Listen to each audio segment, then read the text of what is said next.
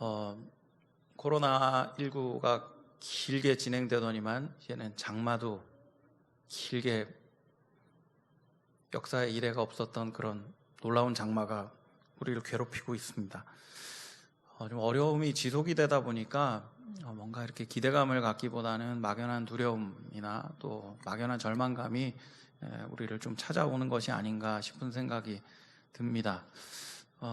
좀 이런 때다 보니까 아무래도 저희들이 자꾸 말씀을 살필 때 혹 우리들이 좀 잘못된 부분이 있지는 않나라는 생각들을 하게 되고, 또 하필이면 새벽 예배마다 선지서를 이렇게 들여다보면서, 선지서 아시죠? 니네 다 잘못했어라고 이렇게 선언하는 그런 말씀인데, 그런 말씀들을 보면서 우리의 삶을 돌아보다 보니까 정말 주님 앞에 잘못된 부분들이 많구나 이런 생각들을 하면서 주 앞에 나아가게 됩니다. 회개하는 마음도 있습니다만은 이 좀 절망된 시간들이 길어지다 보니까 그것과 맞물려서 이제 하나님이 우리의 죄 때문에 우리의 죄를 드러내시고 이제 우리를 위해 일해 주시지 않는 건 아닌가?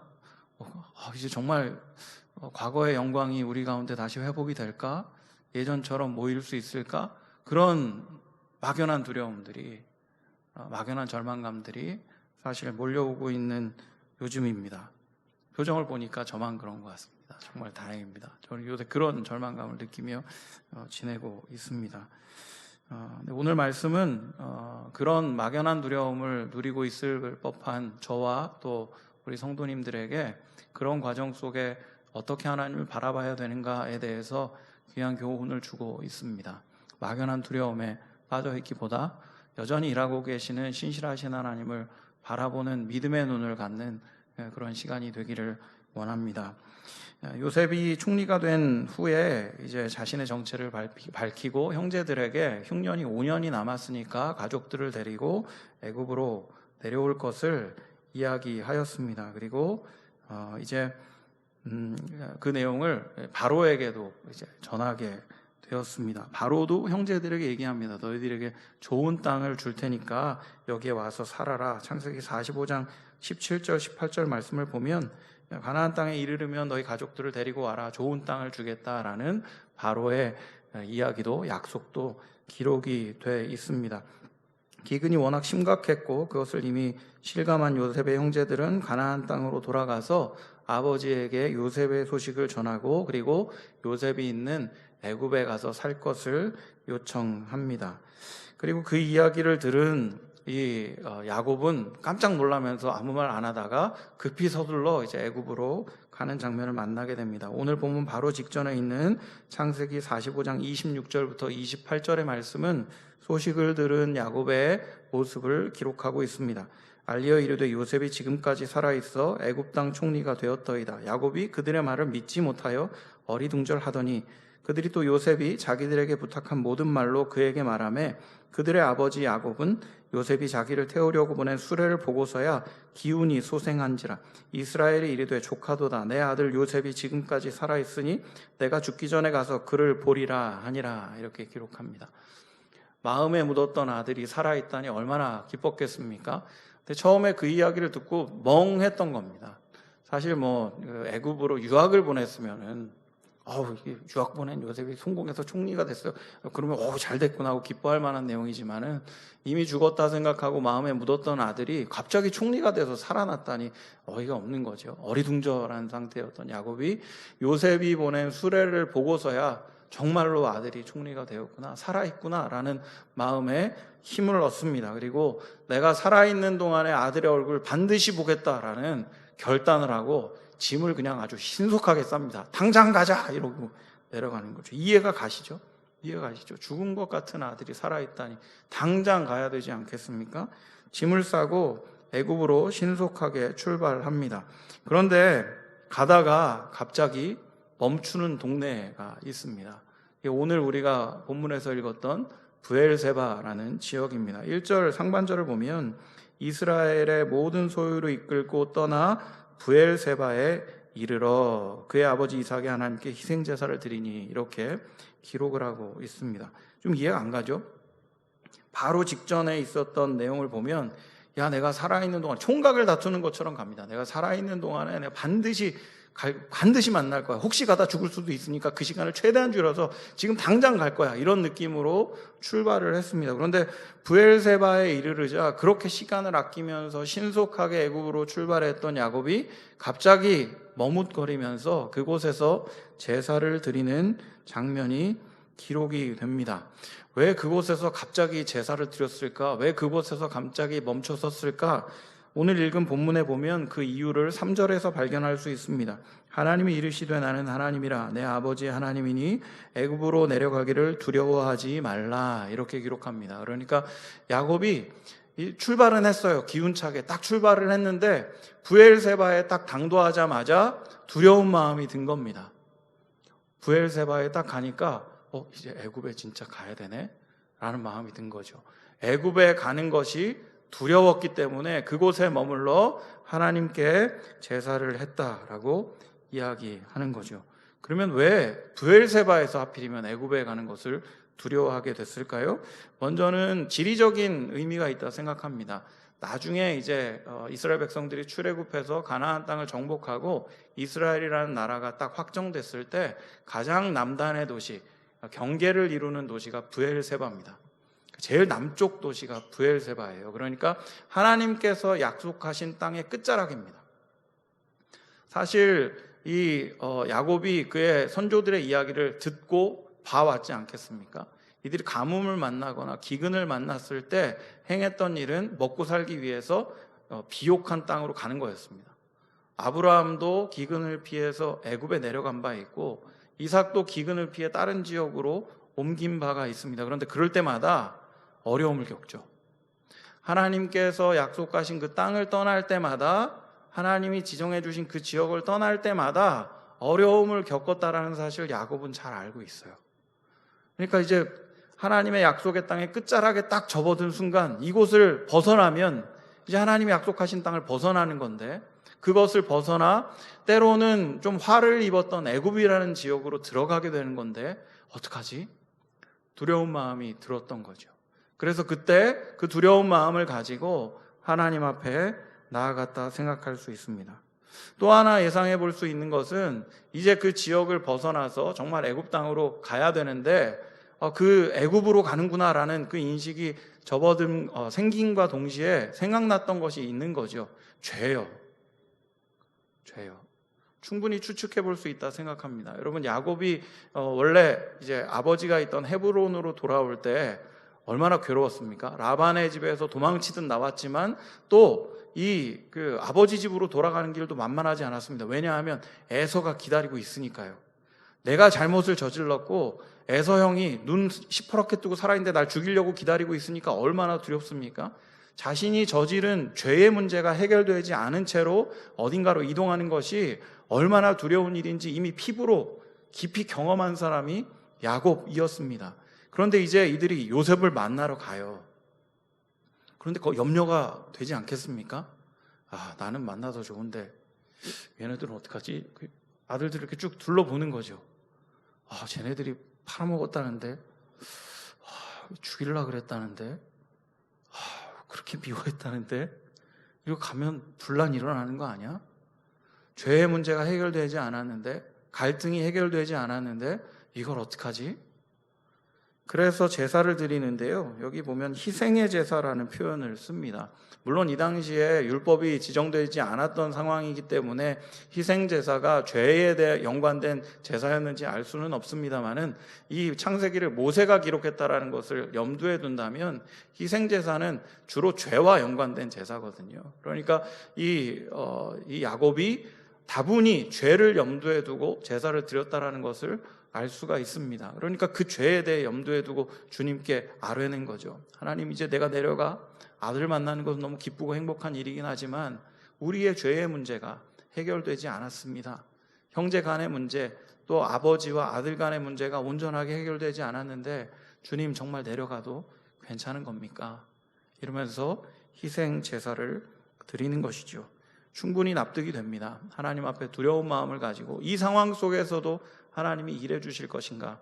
우리의 죄악이 있고 또 하나님이 약속하신 그 땅을 벗어나는데 하나님이 일해 주실까? 이것에 대한 두려움이 있는 거죠. 우리 고대 근동 지방은 지역신 개념이 있었기 때문에 물론 이 야곱이 지역신 개념을 가지고 하나님을 믿었다고 생각하지는 않습니다만은 그 지역을 벗어나면 그 신이 힘을 잃어요. 그런 개념들이 있어요. 문화적으로 애굽의 신은 애굽에서만 힘이 세고요, 가나안의 신은 가나안에서만 힘이 센 거예요. 이들 입장에서, 이들 문화에서 보면 여호와는 가나안 땅의 신이기 때문에 그곳을 벗어나면 힘 못 쓰는 그런 개념들이 있는 거죠. 물론 야곱이 그렇게 믿음이 없었다고 생각하지는 않습니다만은 그런 문화적인 개념도 있단 말이죠. 그러니까 그곳을 떠나 죄를 가지고 움직였을 때 과연 하나님께서 역사해 주실 것인가에 대한 두려움이 있었던 것은 당연하다 생각합니다. 희생의 제물을 드립니다. 그리고 그때 기억해낸 하나님이 매우 특이하다는 것을 발견하게 됩니다. 여러분 1절을 다시 한번 보시면 이렇게 기록하고 있습니다. 이스라엘이 모든 소유를 이끌고 떠나 브엘세바에 이르러 그의 아버지 이삭의 하나님께 희생제사를 드리니, 이렇게 표현합니다. 좀 이상하지 않으세요? 그의 아버지 이삭의 하나님께 희생제사를 드렸다, 이렇게 기록을 합니다. 예를 들어서 야곱이 하나님을 진하게 경험하지 못했다면 납득이 될 만한 일입니다. 저는 하나님을 잘 경험하지 못했지만 아버지 이삭은 늘 동행했잖아요. 평안하게 해주셨잖아요. 그 하나님께서 내 하나님 되주시길 원합니다. 이런 고백이 있다면 충분히 납득이 갑니다. 그런데 여러분, 야곱의 인생에 하나님이 얼마나 진하게 찾아오셨습니까? 베델의 하나님이라는 고백이 있고 브니엘의 하나님이라는 고백이 있고 또 야복강에서 만났던 그 하나님이 계시단 말이죠. 이렇게 너무 진하게 만났던 그 하나님을 기억한다면 하나님 일해 주세요. 하나님, 베델의 하나님, 약속 주셨던 그 하나님, 나와 함께 교류하셨던 그 하나님, 그 계단을 통해서 오르락내리락 하면서 나를 지켜주시겠다고 약속했던 그 하나님, 날 지켜주세요. 베델의 하나님 지켜주세요. 이게 훨씬 더 세지 않아요? 그런데 그냥 생뚱맞게 여기에서 희생제사를 드리며 하나님을 기대하는 마음, 막연한 두려운 마음을 가지고 불렀던 것이 이삭의 하나님입니다. 왜 이삭의 하나님일까? 고민을 많이 했습니다. 그리고 이 지역적인 특징을 발견하게 되었습니다. 여러분, 여기가 어디라고요?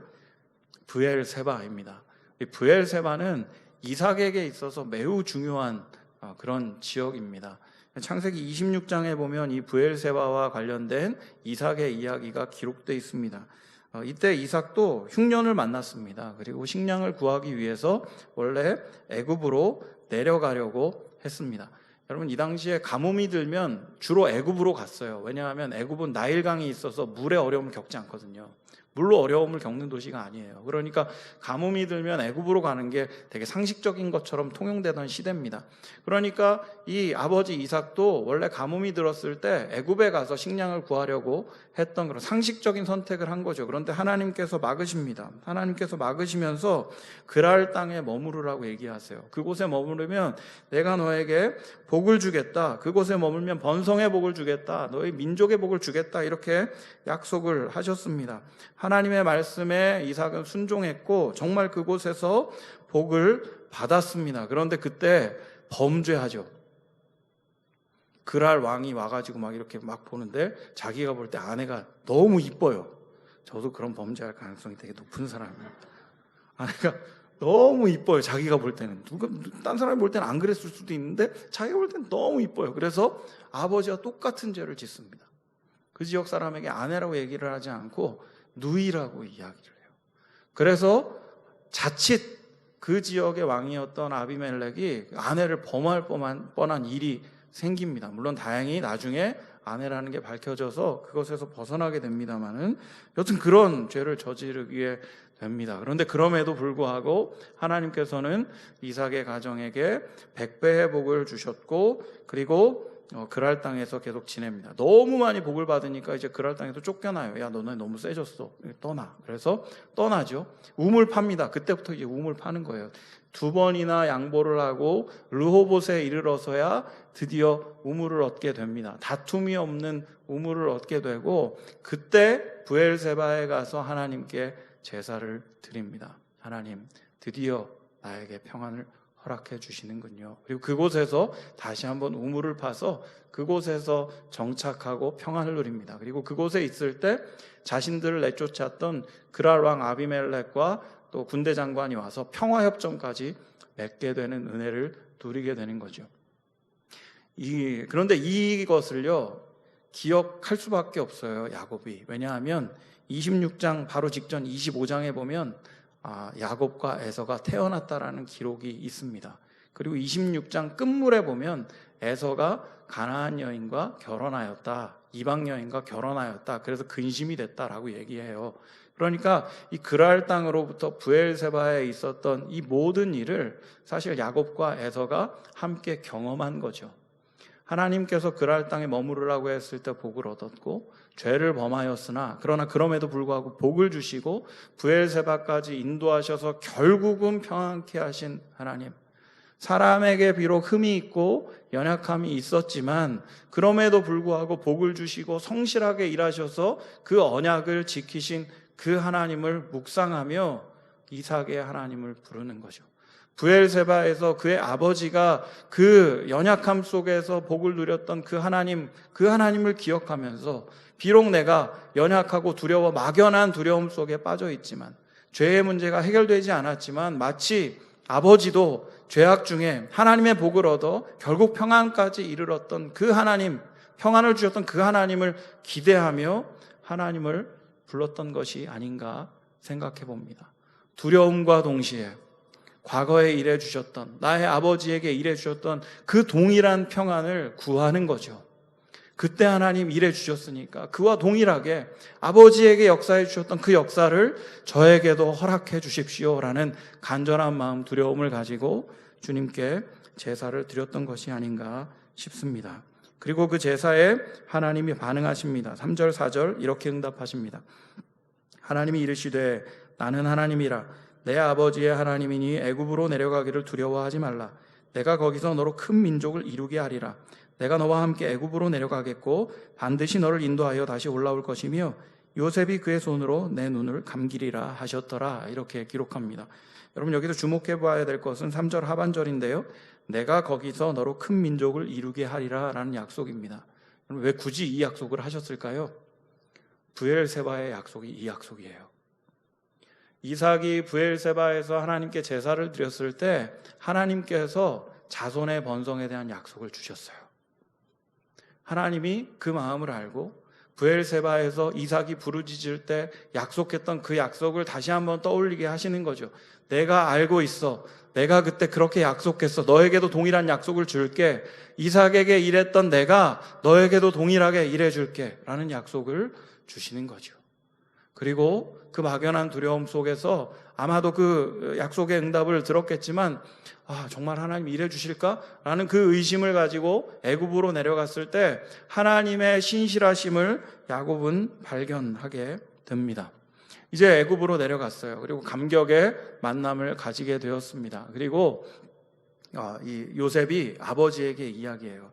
사실 이들이 정착할 땅을 요셉은 이미 준비해 놨습니다. 고센 땅이라고, 고생 되게 많이 하는 땅, 고센 땅이라고 그 땅을 준비해 놨습니다. 그런데 그 땅을 준비해 놓은 이유가 있어요.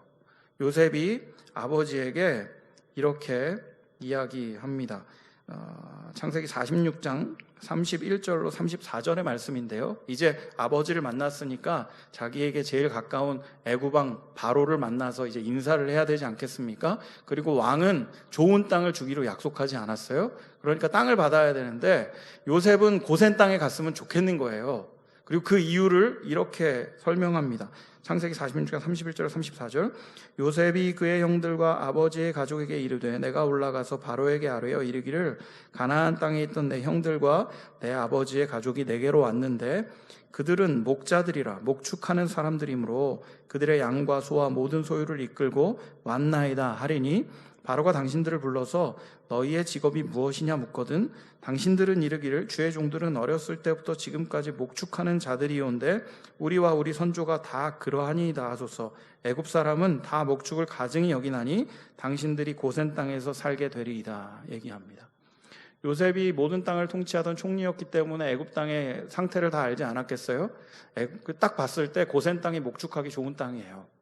근데 단순히 그 땅이 좋아서만 그곳으로 보내려고 한 건 아닙니다. 여러분, 지금 요셉이 결혼했어요. 누가 결혼했게요? 이방의 제사장 딸과 결혼했어요. 하나님의 민족은 원래 이방 사람과 결혼하면 안 되잖아요. 이 당시에는 순수한 하나님의 백성이 되어야 하잖아요. 요셉이 아는 거죠. 애굽 왕이 그냥 좋은 땅을 주면 농업하는 땅 줄 거예요. 아주 비옥한 땅, 좋은 땅. 그럼 그곳에서 목축하던 이 사람들이 과연 순수한 그 민족을 지키면서 살아낼 수 있을까? 못 살아내는 거죠. 떨어져 지내야 되는 거예요. 이 애굽 사람들하고는. 근데 이 애굽 사람들이 정말 싫어하는 게 목축업이에요. 알았어요. 그래서 얘기하라는 거죠. 선조 때부터 우리는 지금까지 우리는 목축을 떠나본 적이 없어요. 이거 아니면 못 살아요. 이런 식으로 이야기하라는 거죠. 그러면 목축에 좋은 고센 땅을 얻고 애굽에 살지만 애굽 사람들 속에서도 순수한 혈통을 지키면서 하나님의 백성으로서 민족을 이룰 수 있다고 얘기하는 겁니다. 여러분 그 이야기를 들었을 때 야곱은 어땠을까요? 하나님이 정말 그 약속을 기억하시고 그곳에서 민족을 이루게 하시려고 이곳에 내려보내는구나. 브엘세바에서의 약속이, 이삭에게 하셨던 그 약속이, 나에게 하신 그 약속이 정말로 하나님의 신실한 역사 속에 있구나. 하나님이 일하시는구나. 나는 두려워하였고 나는 낭망하였고 막연한 두려움 속에 하나님이 일하실까 근심하였지만 하나님은 일하시는구나. 감격하였지 않았겠습니까? 그러하니 그 앞에 나아가서 얘기해요. 나는 참 험난한 인생을 살았습니다 하면서 정말 과감하게, 사실은 왕이 난민에게 축복해야 되는 거 아닙니까? 이거 엄밀히 말하면 난민이에요.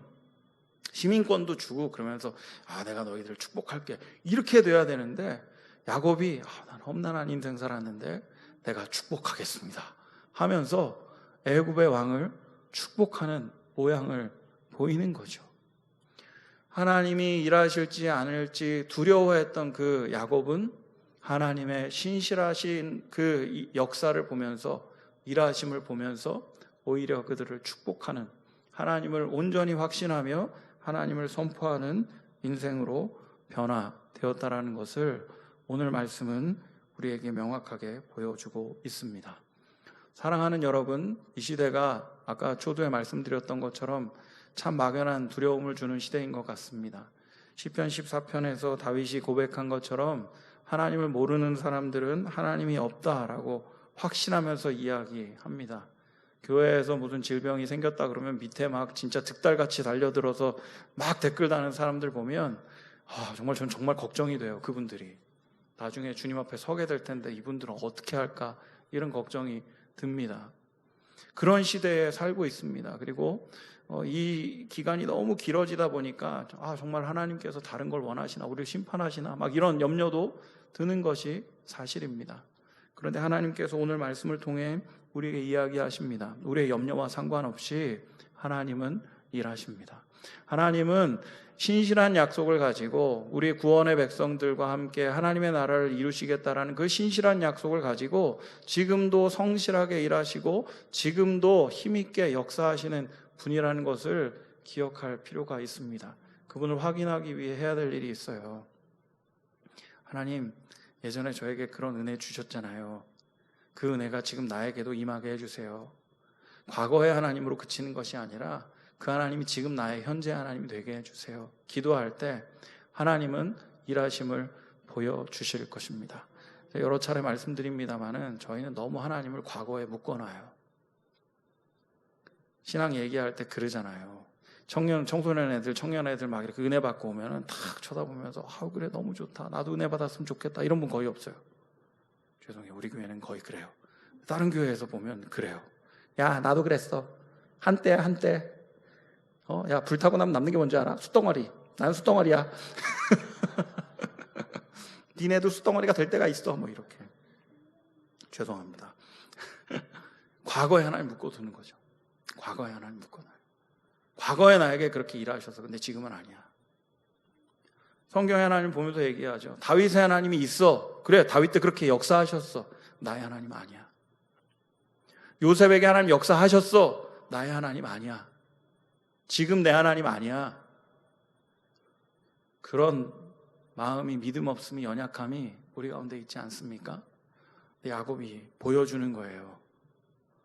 과거의 하나님, 내 아버지에게 역사하셨던 그 하나님, 그 아버지 하나님, 나의 하나님 되주세요 했을 때 하나님은 이삭의 하나님이셨던 그 하나님은 야곱의 하나님이 되어 주셨습니다.